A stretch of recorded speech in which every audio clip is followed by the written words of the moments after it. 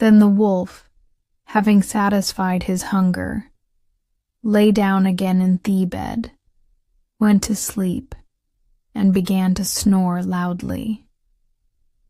The huntsman heard him as he was passing by the house and thought, "How the old woman snores! I had better see if there is anything the matter with her." Then he went into the room and walked up to the bed and saw the wolf lying there. "At last I find you, you old sinner," said he. "I have been looking for you a long time." And he made up his mind that the wolf had swallowed the grandmother whole, and that she might yet be saved. So he did not fire, but took a pair of shears and began to slit up the wolf's body. When he made a few snips, Little Red Riding Hood appeared, and after a few more snips she jumped out and cried, "Oh dear, how frightened I have been! It is so dark inside the wolf."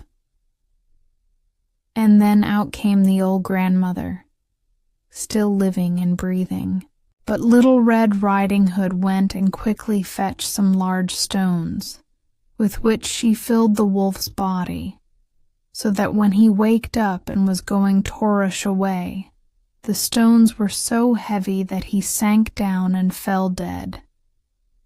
They were all three very pleased. The huntsman took off the wolf's skin and carried it home. The grandmother ate the cakes and drank the wine and held up her head again. And Little Red Riding Hood said to herself that she would never more stray about in the wood alone, but would mind what her mother told her. It must also be related how a few days afterwards, when Little Red Riding Hood was again taking cakes to her grandmother, another wolf spoke to her and wanted to tempt her to leave the path. But she was on her guard and went straight on her way and told her grandmother how that the wolf had met her and wished her good day, but had looked so wicked about the eyes that she thought if it had not been on the high road, he would have devoured her.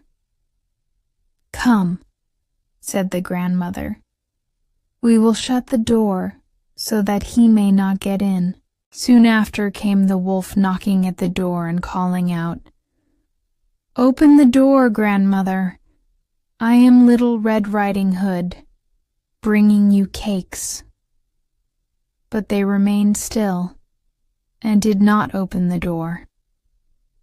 After that, the wolf slunk by the house, and Goat last upon the roof to wait until Little Red Riding Hood should return home in the evening. Then he meant to spring down upon her and devour her in the darkness. But the grandmother discovered his plot.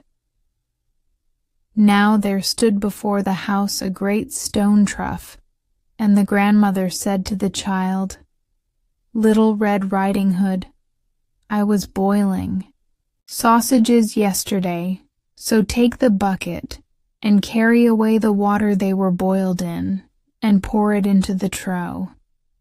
And Little Red Riding Hood did so until the great trough was quite full. When the smell of the sausages reached the nose of the wolf, he snuffed it up, and looked round, and stretched out his neck so far that he lost his balance and began to slip, and he slipped down off the roof straight into the great trough, and was drowned.